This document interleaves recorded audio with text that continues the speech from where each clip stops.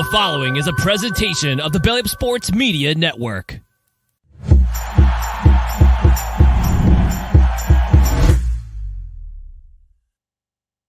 And welcome in, everybody, to another episode of the High Low Sports Podcast. We appreciate you all joining us here on this Wednesday night, or if you're listening to us at a later point as well on one of your favorite podcast app networks. We are less than 24 hours away from the start of the NFL draft, one of Kelcey and I's favorite parts of every year. And you know what better way to round it off than to go with our final mock draft of the year as well, to seeing who's going to fall, who's going to rise, who's going to trade up, who's going to trade out, down, and a little bit of everything in between. It is DJ, joined as always by my co-host Kelcey. And Kelcey, this should be a fun one as well. Our last one, we managed to find ways to screw each other over with every single pick, it felt like, as well too. We'll see if we can match some of the same energy this time.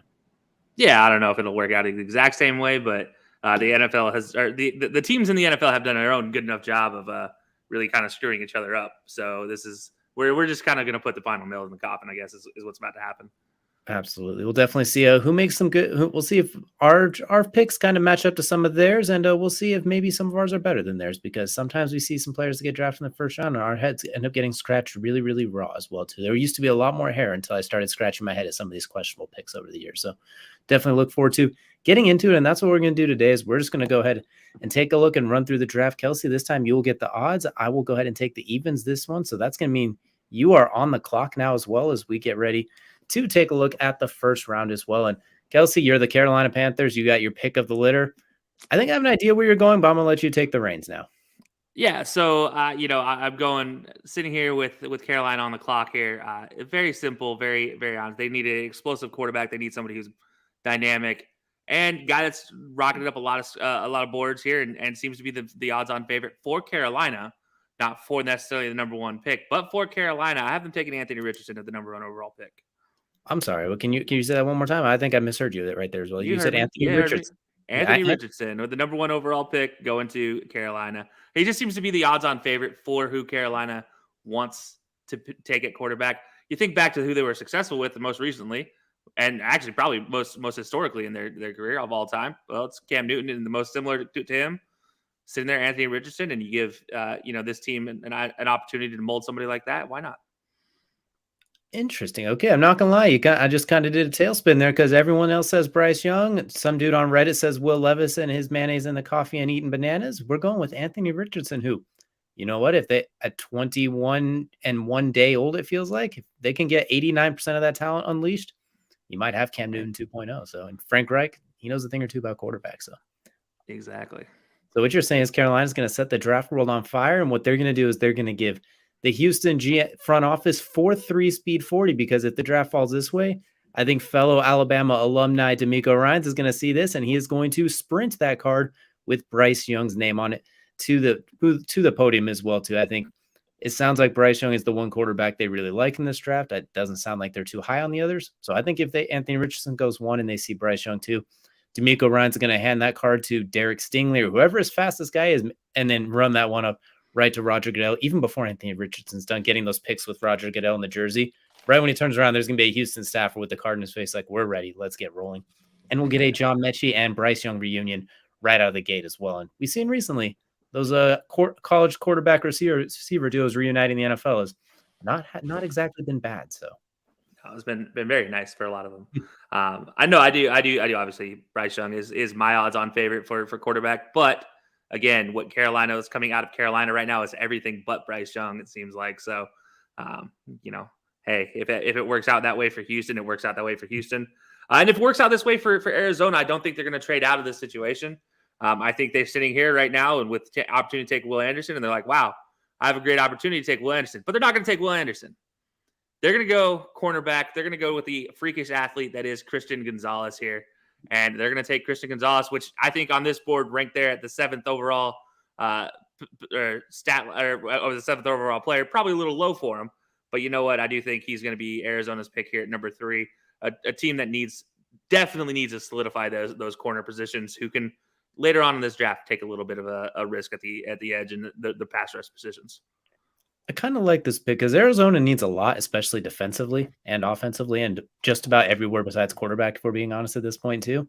And I think Christian Gonzalez feels like you can never have too many corners, and he feels like a really safe, strong pick that a lot of people are overlooking as well. Because we hear a lot of Tyree Wilson, Will Anderson, Jalen Carter here, but Christian Gonzalez has nothing really to worry about with him. So I think that's a really underratedly good pick in a division with DK Metcalf and Cooper Kupp, among others, too. Debo Samuel.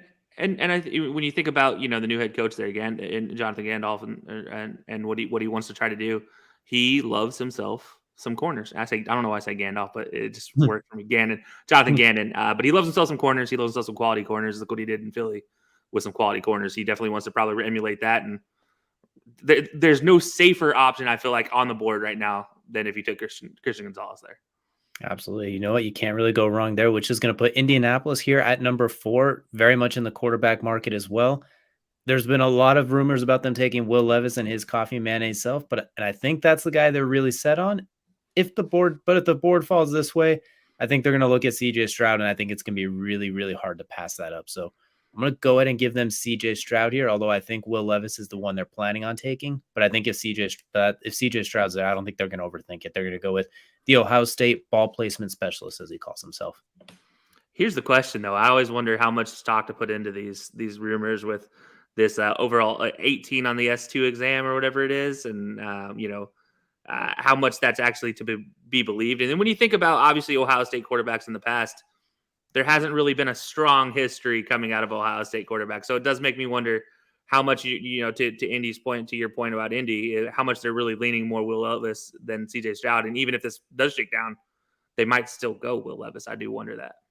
They just might too. So it's a very strong possibility. And their GM is a traits guy. He sees big, strong, and fast, and completely overlooks production. So there is something he could do with there as well. I don't know about the test, the 18%, but I saw him put that ball between 3 defenders for a touchdown on several occasions. So I will take my odds with that as well. And I saw against Georgia, he played his best career game. So I put a little bit, not a lot of stock, but just a little bit. When the lights are the brightest, he played his best. So they might go Will Levis regardless, as you mentioned. But since I'm in charge here, I'm going to take CJ Stroud because there's something about Will Levis that just kind of worries me. And it's not even the banana or the mayo thing. That's fair. That is a fair point. Now going to Seattle here at number 5. Again, if the board shakes down this way, I think this is where they're like, oh, thank goodness we don't have to worry about anything. I get to take Will Anderson Jr. here and feel fantastic about my draft already. I don't care what happens at 20. At number 5, I took a home run with Will Anderson Jr. here, and that's going to be my pick here at 5 for the Seattle. It just makes too much sense. There's not going to be too much overthinking done by Seattle in this situation. So what you're saying is they're going to get arguably the best player in the draft at number 5 and not even have to think twice about it after being a playoff team last year and having another pick in about 15 spots. Exactly. Yeah, it's 100% correct. Yes. So things are looking pretty good in the Pacific Northwest, I must say, especially when your biggest division rival is very questionable at quarterback right now due to injury. So you know what? I think Seattle fans would be very, very happy to see that as well too. And you know what? This draft's been a little bit, it's had some noise, but it's been quiet on the trade front between the two of us. We haven't had a trade yet. So I think Detroit here is in a good prime position to trade it as well. So we're going to have Detroit trade back. Let me go ahead and break out this here trade for us really quick. Let's go to Detroit. And we're not going to trade too far back. We're going to trade with the good old Tennessee Titans at pick number 11. And don't know exactly what the compensation will be. We'll just click something like that to get it to go through. We're going to have Tennessee trade up to pick number 6.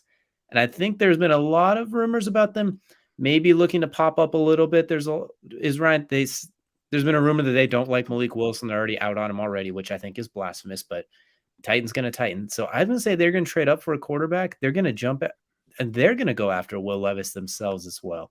Give him a little bit of time, sit behind Ryan Tannehill. Tannehill, a mobile quarterback, decent arm, decent NFL quarterback.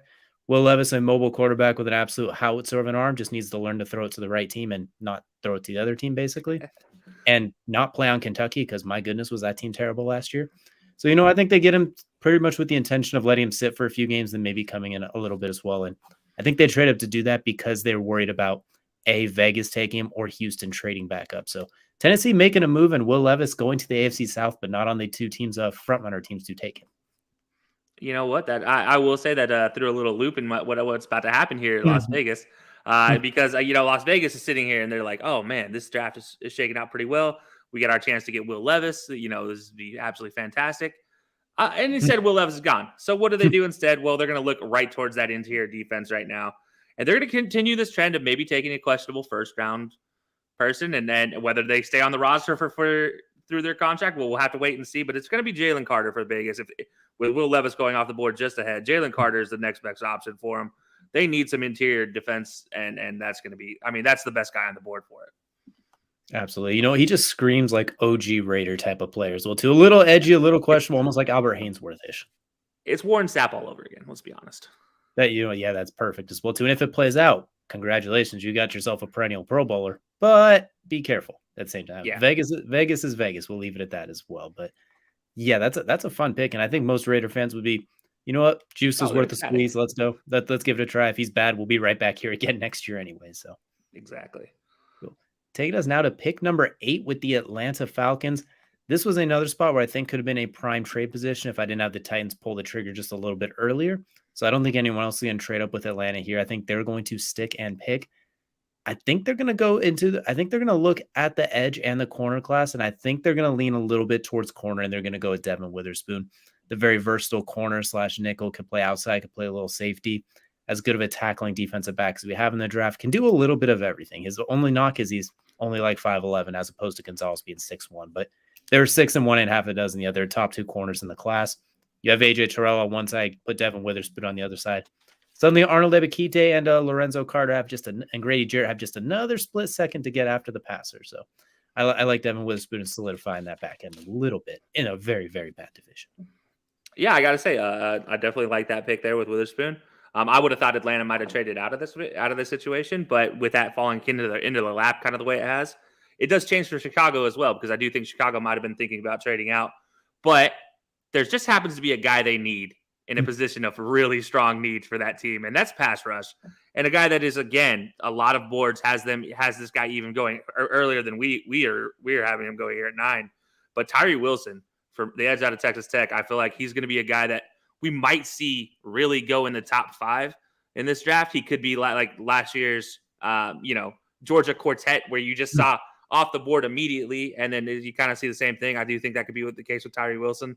But I do think right here is a no-brainer for Chicago. Get that pass rush, get that need out of the way. You can get some wide receivers later on in the draft, but right now that seems to be the number one priority for him. And then get some protection after that for Justin Fields. I got to say, if they get Tyree Wilson here at number 9, a player they could have reasonably looked at in the top 1, 2, 3, 4 area, that's a heck of a move by the Bears, because you get all those picks and you get your number 1 receiver. Since Tyree Wilson, a lot of people are saying is edge number 1, which you and I disagree on. We have him as edge number 2 as well too. But I think if he straight edge, like a pure pass rushing edge, yes, okay, I'll give him that. But I do think he lacks the mobility to drop into coverage, and that's going to be something Chicago doesn't need. Let's be honest. Chicago is not going to be drafting this guy to drop into any sort of flat zones or anything like that. They're drafting this guy. You go get quarterback, you see ball, you hit ball, you get ball back. That is Tyree Wilson's 100% goal. If they ever have a defensive call where it has like the edge or the outside back or the defensive end like dropping in that flat zone, Tyree Wilson's playing D tackle on that play because he has the frame and the ability to do it. They're not going to risk it. And I think there's a lot of intrigue about him since that foot injury. We couldn't see him like do any combine drills. There's a lot of rumors he might have ran like a 4.5 or a high 4.4. So I think if he had ran the combine, he might have already been gone by now. But I think with just the way we had the quarterbacks in the trade up, Tyree Wilson here for the Bears, they're ecstatic about this. So good that they love that pick. So we're going to go now to pick number 10 with the Eagles. And this is another prime trade out spot as well. Problem is I don't think there's a whole lot that teams want to trade up for. Maybe someone could trade up to start the tackle run necessarily, but I'm going to have the Eagles stick and pick here right now. And you just paid your man, Jalen Hurts, a lot of money.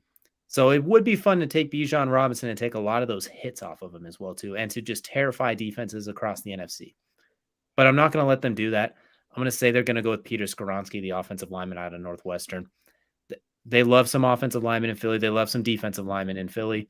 Jason Kelcey probably on his last year. So I think they're going to grab a versatile offensive lineman they could plug and play around. Lane Johnson's been beat up a little bit recently, just building more for the future like we saw with Jordan Davis and those guys and Kobe Dean last year. They didn't get a whole lot of burn, but they are set right now. And I think we're going to see a similar thing here with this pick. I like it. That's one where you sit there and look at and it's like, all right, what can they do to sort of bolster what they already have, or maybe look towards the future? And Talking about a team that literally was just in the Super Bowl. So it's like, it's not like, they're missing a whole lot from the world of team of players, but there are things that they could obviously slide in there and help out. And that's one I do like the idea of going and getting a tackle, getting ready for, the inevitable fall off, if you will, because it is happening. It is going to happen at one point in time. And that team, that offensive line can't stay at number one offensive line forever. Exactly. So it's definitely going to be something to look at here. Mm-hmm. But all right, so Detroit at 11 now with that trade earlier with Tennessee. I actually had Tennessee that thinking about possibly trading out of this position. So I'm going to stick with the same idea here with Detroit. I actually have them trading back with the New York Jets of all teams. Sorry, not the New York Jets, my bad. The Washington Commanders. Ooh. They're at 16. So we're looking at 1 for 16 and then probably a 4th and 5th round. Yeah, something like that. Yeah, we'll just force that through. We don't need to get too logistical here. Exactly. So that gives me Washington sitting here. And you just had Peter Skoronski coming off the board, but there just happens to be another offensive tackle, a big guy that they love. And that's Paris Johnson here. And they're going to go get Paris Johnson. They were going to trade up and try to get Skoronski. But obviously with Philly going the Skoronski route, I do see them going Paris Johnson here, getting an extra offensive lineman, trying to do what they did for that defensive line here for the offensive line. I like that pick. They say they believe in Sam Howell. They're going to give him a try. You do have Jacoby Brissett there. You got weapons out there. With Terry McLaurin, Jahan Dotson, Robinson at running back, Gibson still. They just need to give him every chance they have getting my big mauling left tackle like Paris Johnson. I like that pick. And this is kind of the part of the draft too, where there is a lot of people that want an offensive lineman in a very short amount of time as well. So I like that pick for the Commanders. You turn down Lamar, you might as well get the quarterback you're taking over Lamar and give him every chance you can at that point. So that's a good move by the Commanders, no longer owned by Dan Snyder too. So it looks like they're making good decisions multiple times these last few weeks. But so now take us to Houston, part 2. And you know what? Houston, we have a trade as we're going to have Houston trading back as well. This time, because of the pick you just made, I'm going to say the Pittsburgh Steelers are going to climb here. Just going to throw something together and force this through. They're going to see a run of tackles begin here, and they need themselves a tackle, and I think they're not going to miss out on a chance to go get one of their own. They're going to go to offensive tackle, and I think they're going to go with Darnell Wright, the big tackle out of Tennessee, a huge mauler and a fantastic pass blocker, very versatile, strong feet. There's not a whole lot of holes in his game. It's more just watching him do it, and I think they see New England, Green Bay, and the Jets, and even all need tackles, so they decide to jump up and give a little extra, and Houston's like, cool. We've already conceded. We're rebuilding one more year and trying to jump in the Caleb Williams sweepstakes. So go ahead, give us those picks. And Steelers, they continue to try and build around Kenny Pickett. So I think everybody wins a little with this trade. And here come the offensive linemen. First of all, let me just say I love Darnell Wright. He is my number 2B offensive tackle in this draft. So it is great to see this little run of tackles. But I do think it ends right here with this 13 pick.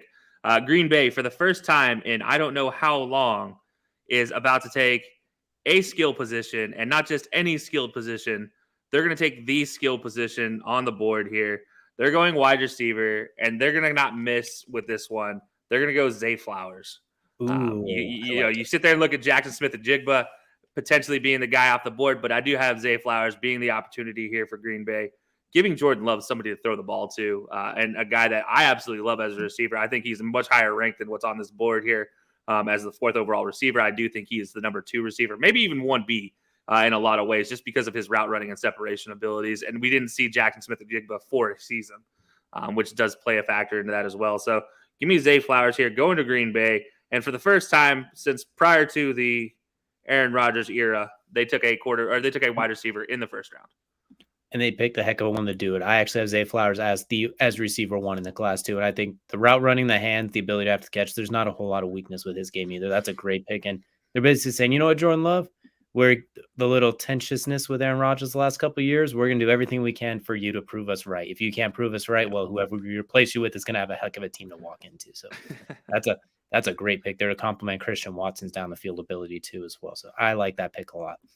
Now we're heading to New England, and as much as I'd like to force yet another trade just to keep my trade rampage going with New England, who's likely to do it, I think they're going to stay put here as well. I don't think they're going to be able to find someone to trade back with, so I think they're going to stay right here. I think they do need some offensive line help, but I don't think they're going to grab it here. What I think they're going to do is they're going to stick and they're going to look at the Mac Jones, Bailey Zappi situation and realize they need some sort of skill position. They need some weapons. They need to get something going. And I think they're going to take Jackson Smith and Jigba here. I think they're going to look at him as a slot receiver who could just find ways to get open. It's not flashy. It's not pretty, but runs clean routes and just gives Mac Jones easy completions, quick slants, quick flare routes, just quick out routes. Just he can catch 80 balls in the right offense, I think, as well, even as a rookie. So I think that's what they'll do with Jackson Smith and Jigba here going to New England. And Bill Belichick, withstanding the urge to grab a versatile defensive player like he likes to do every single year. I think this year he finally withstands that urge to grab that versatile hybrid player.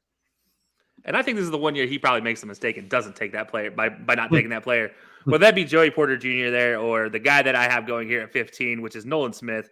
I have Nolan Smith going to the Jets. I don't think there's much weight here for Roberto there in New York. He is so excited to see this versatile defensive edge rusher who can play it as a zone type of linebacker, can even cover a lot of running backs out of the backfield with his speed. Absolutely fantastic. If he can stay healthy, Nolan Smith has an absolute opportunity to be an impact maker from day one. And you talk about already have Sauce out there on the outside. Well, now you add a little bit of inside presence to go along with everything else they have building in that Jets organization. I do think this is an opportunity for Nolan Smith to make a name for himself.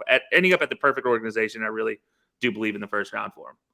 And we pair that with Quinnen Williams as well, too. Like that defensive line was already pretty good last year. And then you throw in Nolan Smith, who people kind of seem to forget coming into the year, he was a top 10 prospect before the year started. If it wasn't for that pec injury, he might not just be considered a draft combine riser type of guy like that. So exactly. I think, and now you put him with Robert Saleh in that, maybe the Jets might be dangerous if Aaron Rodgers can play like Aaron Rodgers again. We'll wait and see though. Like there's still a lot of draft left, but that defense is going to continue to cause some problems. And Josh Allen's going to have to start sliding or throwing the ball away because I don't think he's getting around the edge quite as easily anymore. That's going to take us now to the traded back Detroit Lions at number 16. And well, you know what? I'm going to be doing a whole lot of Detroit here, by the way. This draft board felt, seeing as how they are back to back right now. So what we're going to do is we're going to stand pat. We're going to take Lucas Van Ness. Speaking of versatile defensive lineman, can play inside, can play outside, outstanding strength, good after the passer. Gave Peter Skoronski all he can handle in their matchup. You need someone to play opposite Hayden Hutchinson who can handle the run as well too, move inside as a pass rusher. We'll say they take Lucas Van Ness just to have a versatile up and down the defensive line. I like it. I like that a lot, actually. And yeah, I mean, it was actually who I was thinking of sitting here at Houston for 17. I can't lie, but that's going to just really all move Houston down one more down their board. I don't think they mind this too much, going and getting Myles Murphy instead at 17 here. I do think this is an opportunity for him as an edge rusher to be a little more impactful here. They kind of want to, you want to get an offensive player. You got that in your quarterback now. And now here you have a defensive side of the ball to go with DeMeco Ryans, your new head coach, who is a defensive-minded coach. You get that both opportunities there. So I do think for Houston, I do think it's a no-brainer to go with Myles Murphy and Van Ness is off the board.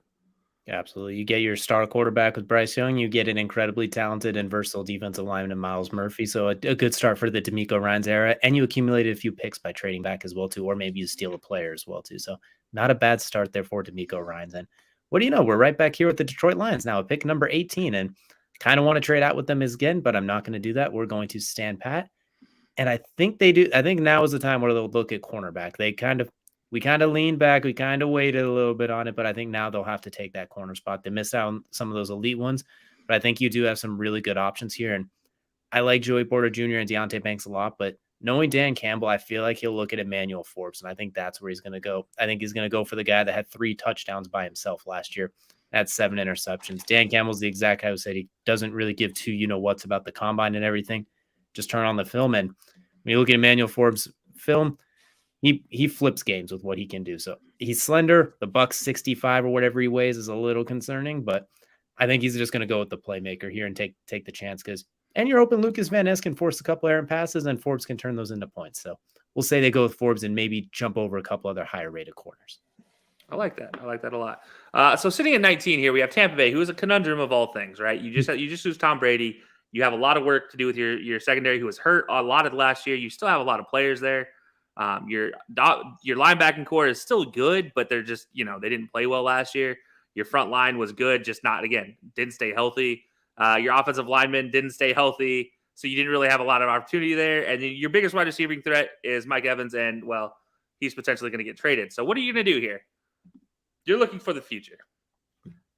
And there just happens to be a quarterback just sneakily sitting around here. And this might be the surprise of the draft. And this is where I kind of have him going here, is either to Tampa Bay or getting traded. Somebody's going to trade to pick him up right here at 19. But it's going to be Hendon Hooker. I think this is where somebody takes a flyer on Hendon Hooker, takes an opportunity to go get that quarterback for the future for him and see what they can do. He may be ready for, week 5, week 6, if we're, on the safe side. Maybe if he pushes it early season. But I do think this is an opportunity for take him with no risk and let him sit for a year, because you're already not expecting anything this year if you're Tampa Bay. You just lost Tom Brady, so you don't know really what you're doing offensively, and you're just going to kind of hope for the best. So I do think this is an opportunity here for Hendon Hooker to get into an offense, learn from a really good offensive-minded coach, and see what he can do going forward. Yeah, I mean, you can sit behind Baker Mayfield a little bit, do everything that Kyle Trask doesn't do, and then I think you'll be in a good spot there as well. And you get some good receivers to walk into. And fun fact, he's already starting to do drop back drills again today as well too. So Hooker might be on the fast track here. And not gonna lie, that throws off some of my later plans because I had some other teams trading back into the first round for him. But I guess you snooze, you'll lose if you don't grab him earlier. Hendon Hooker, yeah, CB number 5. I will say, I do think if he makes it past this point, that's where we start seeing the teams start to shoot up. Like I think Las Vegas is one of the prime ones. As I mentioned earlier, I think earlier they were maybe essentially sitting there looking for Will Levis to fall into their lap, and it didn't happen. And so at that point in time, they take the next best available. But I do think if he gets past 20 and Hendon Hooker's not off the board, I wouldn't be surprised to see something like Las Vegas, especially maybe even I don't know Seattle. I know they're up next at 20.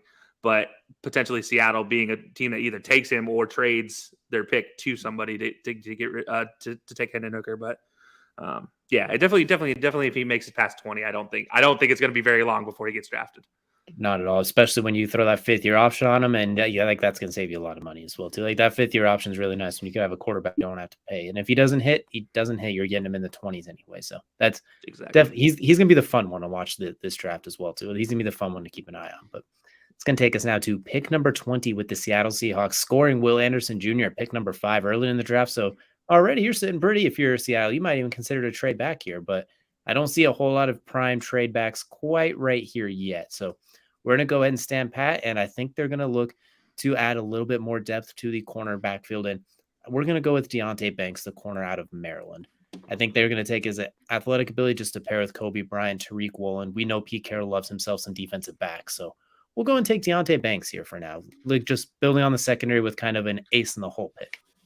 Yeah, I like it. I liked it so much. I was thinking about doing it here at 21 with the Chargers. But because it didn't happen, and a guy who's been sliding down our board, and we both kind of have an idea of why. Maybe he's not prototypical linebacker, but the Chargers look at him and they're like, big body, former pro dad.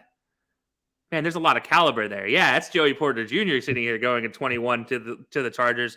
I think it's a great opportunity for the Chargers. They already have some pretty good corners, but then you have Joey Porter Jr., who can be that kind of dynamic in the box / nickel corner if you really need him to be. I don't think he's a great fit for an outside corner, but I do think you slide him into that nickel role. Let Derwin James maybe free up a little bit there, play a little bit more center field safety, and see what happens. I do think Joey Porter Jr. could be a dynamic fit to this offense, to this defense, and kind of allow maybe for once Justin Herbert not to have to score 40 for them to win the game. Just maybe. Absolutely. It's a fun pick there. He's very aggressive, very good in man coverage, a little handsy, but that's stuff you can work on. A lot of handsy. He's a lot of handsy. Let's be honest.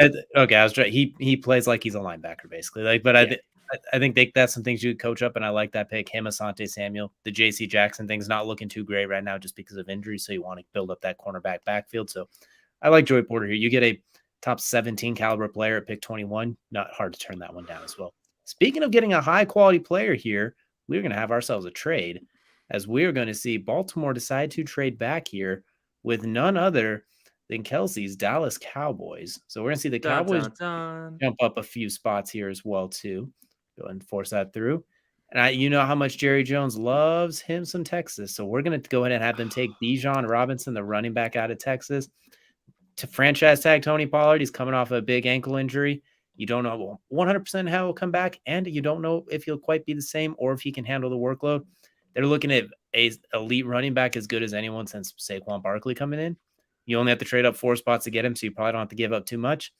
I think they're going to look at the Eagles and be like, well, you didn't take him. We're going to take him. And we're going to limit Dak's ability to throw interceptions. But so bring in Bijan Robinson, staying in the state of Texas, just going down the road to Dallas.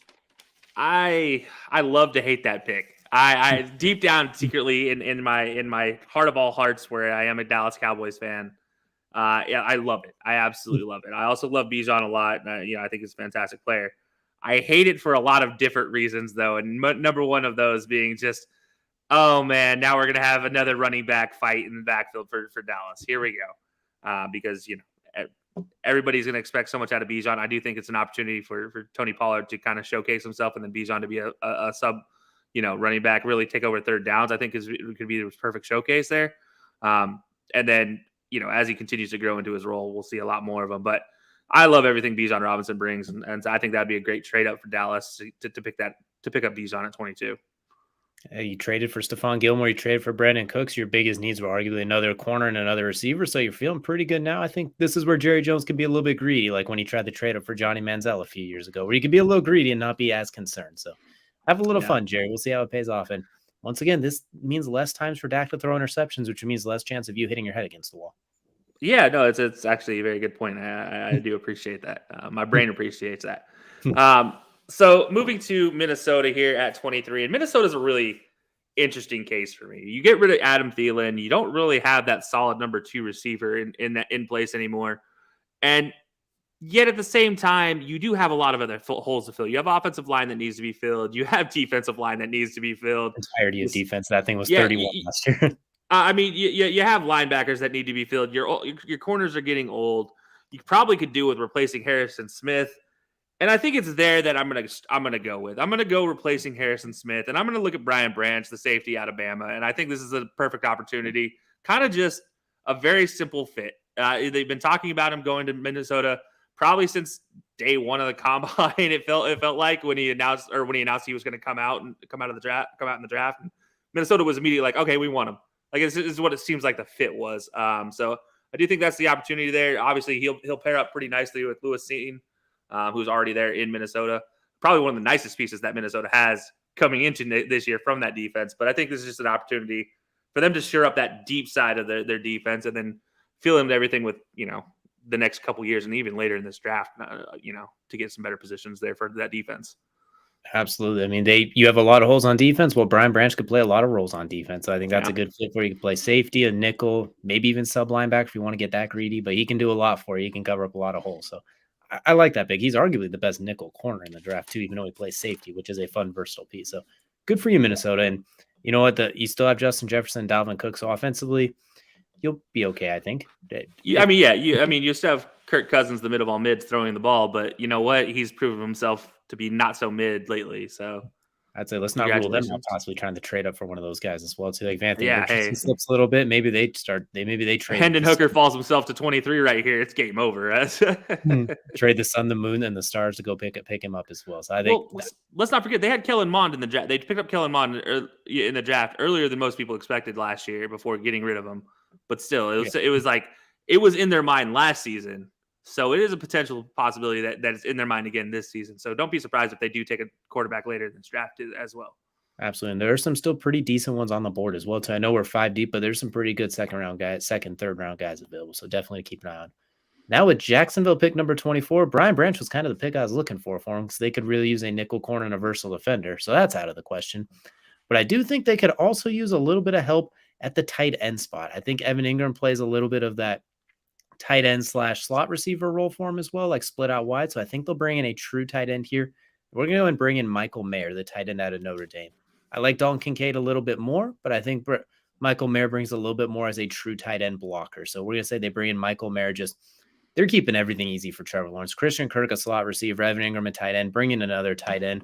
They're going to keep everything inside, sweet, short, simple, just make it as easy as they can while they work on that offensive line. I think Broderick Jones would be a great pick here, but I think they get a little bit greedy and go with the tight end. Yeah, no, I like that. I like that a lot, actually. I mean, I definitely think with Evan Ingram, you kind of have to shore up your blocking side of the tight end situation because otherwise, no offense to Evan Ingram, but he's a willing attempter at blocking, but he definitely olays a lot more than he probably should.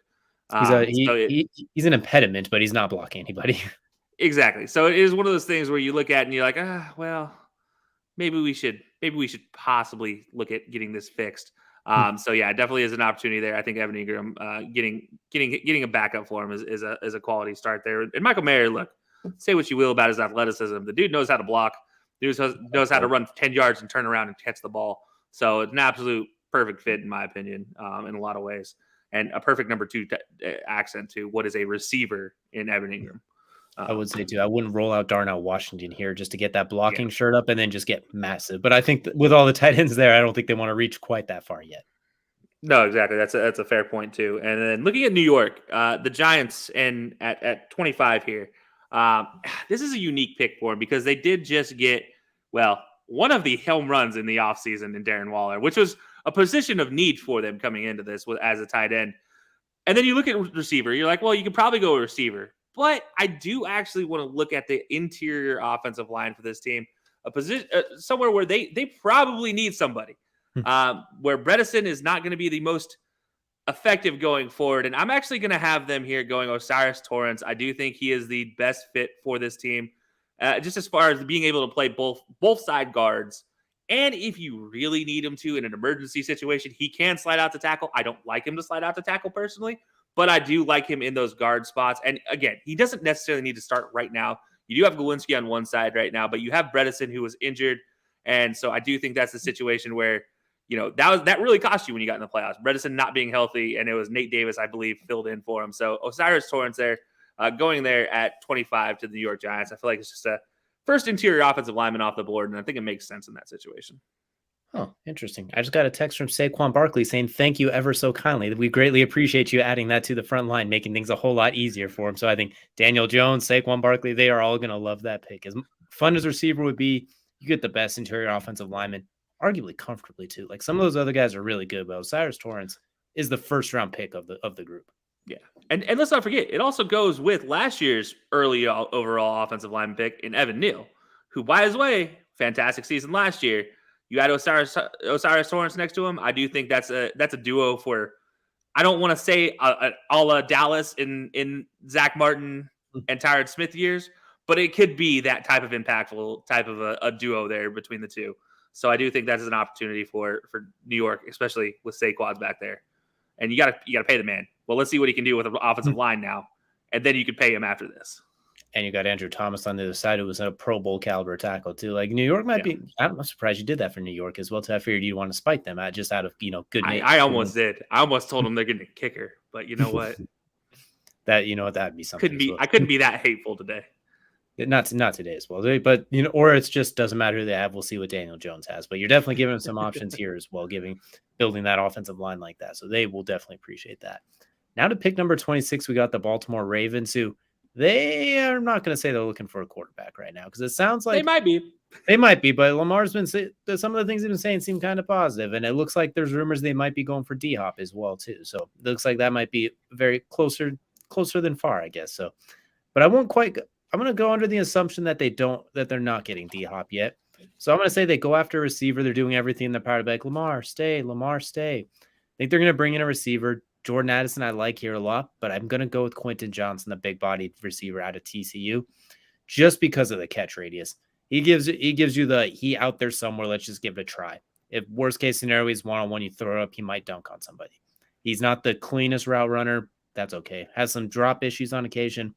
Okay, get him the ball in space, and he's all of a sudden a gazelle, and nobody could catch him, which we saw in that playoff game against Michigan. And that's with 4.26 DJ Turner on the other side of the field, and Quinn Johnson managed to run away from him. So we'll go ahead and give him Quinn Johnson, the pair with Odell Beckham, Mark Andrews, and Rashad Bateman as well. Just give Lamar a little bit of everything in the passing game as well. They're gonna give him every chance. Like, please just come back and play one more year. We promise we'll pay you eventually. They're doing everything besides just drop back him to Brinkstruck at this point. I think Quinn Johnson's something he hasn't had where he is out there 30 yards down the field. I'll put it up and throw an alley-oop. Yeah, no, I like that pick a lot. He definitely was an option for any team that I needed to look at for a receiver, except for this one, 27 for Buffalo. I am looking at receiver, and you not going with Jordan Addison actually kind of surprised me because you've been a much bigger fan of Jordan Addison in the last year than I have been. I like him, just not for Baltimore. That's a fair point, I guess. But for Buffalo, it does kind of fit right here where you're looking at it and you're like, square peg, square hole. Maybe we should not overthink this. And so that's what Buffalo's about to do here. They're going Jordan Addison here at 27. Ooh. They're not going to overthink, and that offense just continues to get a little more scary. The only other option I can see here being maybe another right tackle, maybe to kind of give some Spencer Brown competition in case Spencer Brown gets hurt again. You never know. So that's an opportunity there. Or I do see maybe this being an opportunity for Jahmyr Gibbs here to slide off the board to Buffalo because they keep searching for a running back. But I do think, intelligently speaking, Jordan Addison seems to be the smart move there. Oh, absolutely. I think if you get Jordan Addison, you could just start him out in the slot with Gabe Davis and Stephon Diggs. With his ability to just route run and get open and just spray from people, he has a lot of Calvin Ridley in him, maybe just a little bit less explosive. He'll just find ways to get open. Like, he'll just find ways to make it happen. He did it with Kenny Pickett and Caleb Williams, two very polar opposite types of quarterbacks. Now you get an alien at quarterback. He'll figure it out. Yeah, he'll be fine. He'll be good, and Buffalo will be as dangerous as ever as well. It's going to take us now to pick number 28 with Cincinnati, who they do not need a receiver, and I'm not going to give them one here. There's some really good players on the board, and I really don't think he will be the guy that slides just because of the need for tackles. But if he is here, they're going to go so far, deep with offensive linemen after the last couple of years. I think they're going to take Broderick Jones here, the tackle out of Georgia. I know you just signed Orlando Brown to a huge deal. You did sign La'el Collins to quote-unquote be a bodyguard last year, as much as that still has some room to grow. You do have Jonah Williams, who's kind of asked for a trade. So I think this kind of opens up that door to, okay, we'll trade Jonah Williams and maybe get a second-round pick to somebody else who missed the tackle run, something like that. So this week you can have Orlando Brown on the left and Broderick Jones on the right, kick La'el Collins to guard or something. I don't know. But I think at this point you do everything in your power. You're about to back up 90% of the state of Kentucky to Joe Burrow's house and make this is yours now. So yeah, I think you do everything you can to keep him healthy. So at this point, if you're going to get Broderick Jones sliding all the way to 28, why not? You can't have too many offensive linemen. There's no such thing. Run 6 of them if you want. Who needs a tight end when you got those receivers? Yeah, no, I do think it just makes way too much sense to take Broderick Jones there. But here at 29, there's not a lot of things that don't make sense for New Orleans. You can kind of throw something at a dartboard blindly, and you're probably going to hit a position in need. I honestly could take the top 3 guys off the board and feel okay with this. But I do think this is one that they're going to be trying to find an answer to. And I don't know if they're going to go about this correctly. And I don't know if this guy is actually what he's made out to be. But I'm looking at Georgia Tech's Keon White, the edge rusher there out of Georgia Tech. I do think this is a situation where, on one side of the board, you're good. You have one edge rusher, but you don't have something on the opposite side because Marcus Davenport's out of the building. So I do think this is where Keon White, I do have him ranked higher than a lot of other edge rushers on my board. He is top 30 in my board, but he just cracks the top 30. But I just don't know if he's fully made out to what he, is intended to be. Because you played at Georgia Tech, it's hard to really give you a raking long-term in that situation. But I do think for New Orleans, I do think this could be a position that, like, hey, if it works, it works. If it doesn't, it doesn't. Like, so be it. We're picking him at 29 overall. So we feel pretty good about this opportunity. And he's kind of freaky too. He's got a lot of freaky skill set as well. If you can just tap into like 80% of that, you got something to work with there as well too. I mean, that's a really fun pick from New Orleans. So you bring in Derek Carr, you have some pretty high expectations now, mostly because that division's terrible, but there's a lot to work with there. Now we're going back to Kelcey's least favorite team. We got the Philadelphia Eagles here, pick number 30. They managed to score arguably the best offensive lineman at pick number 10 with Peter Skoronski. And I don't think they're going to break character here. I think they're going to stay in the trenches, and I think they're going to stay on the defensive line. They're going to take Kalijah Kancey. I think he has some limitations. He's not a run defender by any means whatsoever, but as a rotational pass rusher, you can bring him in on those third downs with now Jordan Davis, Fletcher Cox, Josh Sweat, Hassan Reddick, and that stupid rotation of defensive linemen they have. Just add to it again. Josh Sweat has a contract coming up soon. Fletcher Cox might be on the way out soon. They're just going to be so deep at offensive and defensive linemen. Why draft anything else at this point? They're going to keep rolling with that. So we'll keep Kalijah Kancey, who could really go top 20. Everyone wants to compare him to Aaron Donald, which isn't fair. But I think he's a fantastic interior rusher. Philadelphia's like, you know what? Why not? Why not? It's our second first-round pick. Let's go for it. Yeah, no, I love that opportunity there. So now at 31, it takes us to the Super Bowl champions. And what can they do? What do they need? Really, let's be honest. What offensively could they have that could help them out? I mean, you have sitting there Dalton Kincaid, you have Darnell Washington sitting out there, you have Jahmyr Gibbs, you have all these fun tools on the offensive side. You have Jalen Hyatt potentially, guys that you can go out there and get if you want to. But here's the thing: Kansas City has a whole lot more picks to be made in this draft, and at 31. I look at that cornerback room, and I think there's a cornerback that they really, really like here. A guy out of South Carolina in Cam Smith who is full of speed, full of energy, and can get downhill fast and bang with the best of them. But on top of that, he is just a brainy, smart corner, knows how to fight with his hands, and doesn't get called very, very often with his hand in the cookie jar, which is impressive. To do that and not just do that consistently, but to do that in a league like the SEC, where you're going up against a guy like, there's receivers that we just named off the board that he's played against and that are physical, big guys. And so I do think this is an opportunity here for Cam Smith to go at 31, give Kansas City a little bit of something different. Look, everybody's going to be looking at this like, hey, you could not miss and you can take Darnell Washington and have a whole lot of fun with that offense. And I do think that crosses Andy Reid's mind. But then I do think he's like, man, I'm tired of making Patty score 40, though. Let's make Patty score 30 and let's call it swell. Let's see what happens with that. So I think that's what Cam Smith comes into play, and they're going to do a little something different here. Absolutely. I like that pick. And we saw that, 8 rookies on the defense last year as well, too, kind of came in their own down the stretch. Just fortify that even more with your boy George Karlaftis and squad, too. I mean, if anybody forgets, I called George Karlaftis coming on at the end of the season. It happened. He succeeded.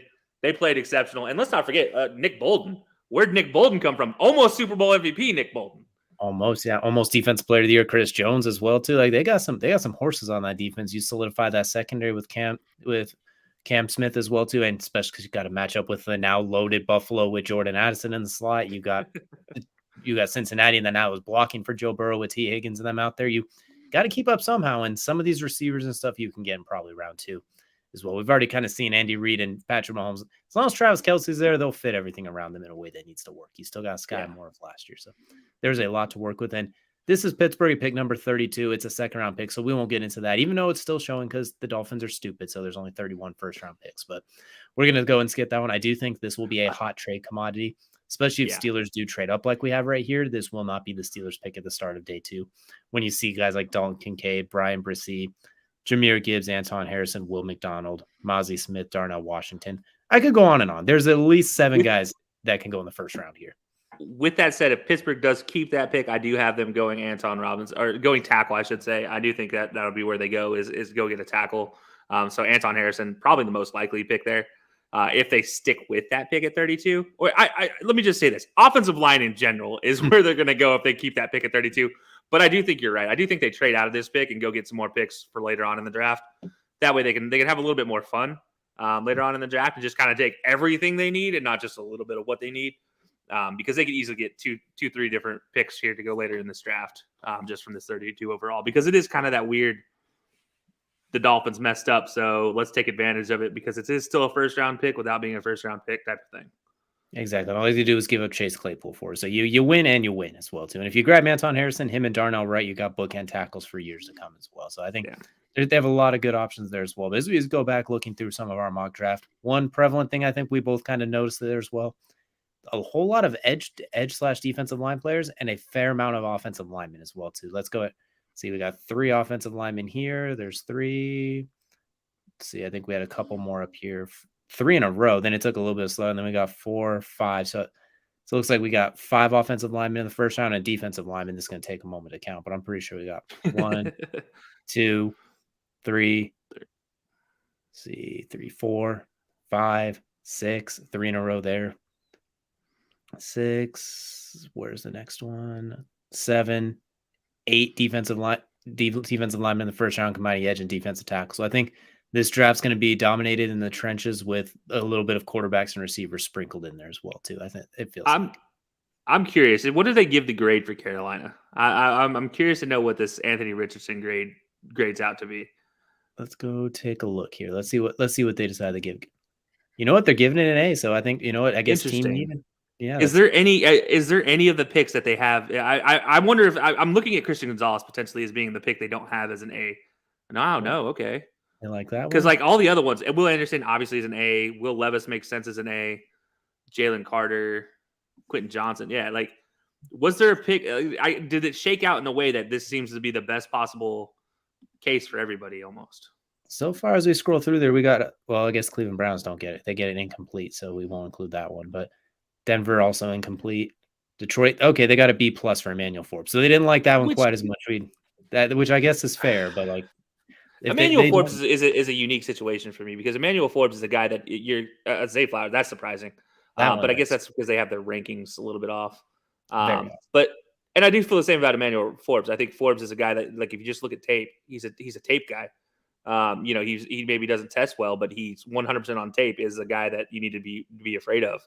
And I think that would play well with Detroit and what they want to do. So I hate that they call that a B, but I mean, a B plus is still, I guess, okay. I'd say two guys that we both were like, and then Keon White at B plus, which that one makes sense. That one makes a little bit of sense. The other one's Nolan Smith a B plus for the Jets. I guess edge isn't as big of a need for him, but like that's a top 10 player, so I would probably give that one an A as well too. But like, so far it looks like our worst grade is B, and then Peter Skronsky B plus. We're not even. That's just dumb. That's dumb. That's dumb. Philadelphia rankings. Like, Peter Skronsky is an A no matter where you take him. Deontay Banks a B plus. I guess corner's not a big need for them, so I get that. But like overall, it looks like our worst grade was a B plus. So you know what? Even the thing kind of agrees with us for the most part as well too. And you know what? I will say too, if the draft plays out similar to this, I think there's gonna be a lot of teams that are gonna be there's gonna be a lot of fan bases that are gonna be betting their team to make the playoffs next year or going on Super Bowl runs because there's a lot of hope in this first round. It's kind of the feeling I get with a lot of these teams. A lot of this is our chance. We're turning it around, or here we go. That's the player we needed. Yeah, definitely. I do think that is something to keep an eye on. Is kind of how much hope a lot of teams are putting into this first round. But you know what? We talk about hope, and there's not just 32 or 31 picks this year. There's a whole lot more. But our boards, well, we made our big boards, and we referenced them a couple times in this draft. If you guys want to check those out, we are going to post them up on social media tomorrow. You'll see the images posted of them. We'll have, they're going to be broken down in increments of 10. DJ will put his board out, or DJ and I will both put out our boards separately, but they'll be kind of sporadically intermixed. So you'll see both 50 to 40 or 50 to 50 to 40 and intermixed between DJ and I, and then we'll kind of release as it gets up to the draft before our top 10s individually get released.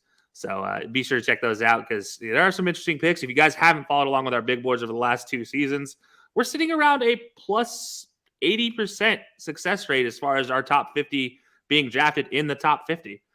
So it is pretty good rate there. I think the only ones we really missed on are kind of some of the surprise ones. You look at some of the guys falling into the third round that just didn't make sense. But yeah, like other than that, we've been pretty accurate with our boards and how they've shaken out and how the NFL goes. So we'll see if this season we can keep it up. But I don't know. I might have made a few gut check calls that maybe don't pan out so much. You know what? I think we all kind of do that. It's not an exact science as well. We definitely had some that are great. I look back at the one a couple of years ago. What I said about Micah Parsons became perfectly true, where if he's in the right system, he's the best defensive player. And well, Dan Quinn turned him into just that from that draft as well. But then there's some where I had Zach Wilson sitting at the 10th best prospect because I sipped a little bit of the Kool-Aid. I thought he had a little something to work with there. And maybe Aaron Rodgers can bring that dog out of him sitting behind him a couple of years, but not looking too great there either. But you know what? You can't hit them all. The biggest thing is you just can't miss all of them. Exactly. Hey, we're in this thing. We're not always basing them off of how they progress later on in the season. Although if that was the case, well, DJ, you and I would both look like absolute geniuses for our opinions on pretty much any offensive lineman over the last 2 seasons. Because Slater. Yeah, exactly. Rashawn Slater being number one of those odds, but Darnell Wright will probably be. Darnell Wright will probably be this season's guy. But yeah, no, it's very, very interesting to see some of the low rankings on offensive linemen the last couple of seasons that have just didn't make sense. So we'll see how it'll turn out this year. But I do think I'm excited for our big boards this year. Absolutely. And real quick before we get out of here, we just went through a mock draft. Obviously, we both kind of intertwined, mixed around a little bit as well too. We kind of screwed each other in some spots, had a little bit of fun. So before we get out of here, we got a couple more minutes for those of you who are still hanging out. We appreciate you all joining us. We're gonna have couple of the ideas here. Here's what I'm thinking. I want to get one guy that you think gets drafted in the first round that most people aren't expecting. and one guy that you think should go in the first round that is going to slip. I'll go first since I just threw you on the spot right there. The one guy I do think is going to get drafted in the first round that a lot of people think will probably slip out or might not be quite as high on, I'm going to go with Hendon Hooker. It's low-hanging fruit. I know some people are saying he's going to get in the 20s. Some people are going to say he's in the third round. I think he's going to go in that 20s to 25, 20 to 30 spot. Someone's going to trade back up for him, I think, as well. So I know it's low-hanging fruit. I know that's kind of almost cheating to take him as well. So to not cheat, I'll also throw in Josh Downs, the receiver out of North Carolina. I think he could find his way into the first round late just because he's a 5'9" guy that plays like he's 6'4" sometimes. He's the only guy under 5'10" that I see dunking on people in recent memory. It feels like he's not as polished as Zay Flowers or Jordan Addison, those guys. But I can see someone like Kansas City saying, you know what? Patrick Mahomes can put it up and he can go get it. Why not? Just he feels like an Andy Reid type of player. Then one guy I think could slip out of the first round. Our board showed it. I'm gonna go with Dalton Kincaid. He's the best tight end in the draft, in my opinion. He has that clear bill of health, but there's like 6 tight ends that you feel comfortable with between like him, Musgrave, Darnell Washington, all of them.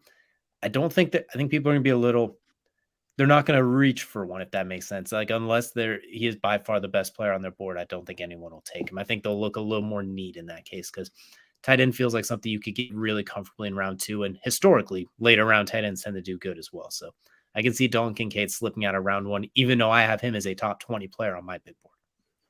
Yeah, no, I definitely can see that being the case. I mean, he's a top 10 guy in my, he is at number 10 on my big board. So I do think he's a guy, though, that could slide, as we saw with Michael Mayer, just sneaking into the first round.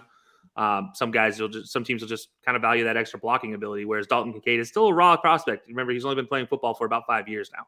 Mm-hmm. So that is something to keep in mind there. As far as slipping out of the first round, who a lot of people expected, our big board showed it, and our projected draft there, our mock draft showed it. It's Jahmyr Gibbs. I think he's the guy that has the most opportunity to fall because it's basically Bijan Robinson and then a gap and then him. I do think that's just, again, kind of low-hanging fruit, if you will. If you want something a little bit closer, it's actually the guy you ended up drafting that they gave you a B+ for, Emmanuel Forbes. I do think Emmanuel Forbes has that opportunity to slide out just because a lot of people, if they don't know him, they don't know him, if that makes sense. Like if they're not a film watching team and they go by pure just, measurables, and then a little bit of film, they're not gonna see what made Emmanuel Forbes special. What if you watch, if it's a deep dive film team, and I shouldn't say it that way, but that's kind of how I can reconcile it in my head is every NFL team watches a lot of film. Let's not kid ourselves. But like there are some teams that go into little extra details of what makes a player click versus other, some of the other teams just are like, oh, surface value. And I think that's the case with Emmanuel Forbes. Like he's kind of got to go to the right situation. Plus him being 160 pounds, I could see that scaring some people. Like the same thing people say about Bryce Young, but now you got a guy who's 160 pounds, probably 165 soaking wet. I can see where it scares him, but when I see a defensive back scoring more touchdowns than receivers, I say screw it. That's why I forced him in there. But I agree with you. I think you're exactly right, though. I personally like him in the first round. He is a first round talent to me, but I do think he is a guy that could slide out of that first round. And as far as sliding in, this one I don't. People are kind of hit or miss on O'Cyrus Torrence. I like him as a first round pick, especially to the right situation. But the problem is there's so few first round situations for him, so I'm not going to stick with him as my only, as that opportunity pick there. I'm actually going to go a guy that might surprise some people and get in that first round is Cody Mauch out of North Dakota State, the tackle out of North Dakota State. He's a guy that I have ranked in the top 50 on my big board. He's sitting at number 40 on my big board. But as far as tackles go, he's not far out of the guys that were going in the first round in our mock draft. So he has an opportunity there to slide up into that draft. And depending on how people grade him, if they grade him right, he could slide in perfectly for him. And if it's the right system, it's a perfect situation. So it wouldn't be surprised to see Cody Mauch end up in the first round there. In my opinion, but I do think a lot of people would be surprised to see him go in the first round for sure. Oh, absolutely. I think if you grade him as a guard / guy who could play a little center, maybe even, I think he's a very high first round quality. If you grade him as a tackle, that's where I can see him sliding. But I think you look at him as an interior guy, he has first round qualities too. And honestly, if you just staple the title O-line to him, I feel like he has a great opportunity to go in the first round. Just give him the overall tackle offensive line stature, and then you can go because he trained in both positions during the combine and during his workout. So he shows stuff on film from all three positions. And that's the thing with him that kind of plays out. Now, if for him playing center, 6'6" center, I don't know how much I like that as much, but 6'6" guard, 6'6" tackle, I'm okay with. Exactly. Especially, it's weird because he has a tackle's body, but a guard's play style. But then like a center's arms. It's a very weird conundrum how he is. But I think he could play. Just you put him on the offensive line, somewhere, let him run into stuff. He'll be okay. He'll find a way to make it work. Don't overthink this one. I think that's the pick with him as well too. A fantastic second round pick. A really good late. Maybe if like Broderick Jones didn't slip, he might be a good pick for the Bengals there too.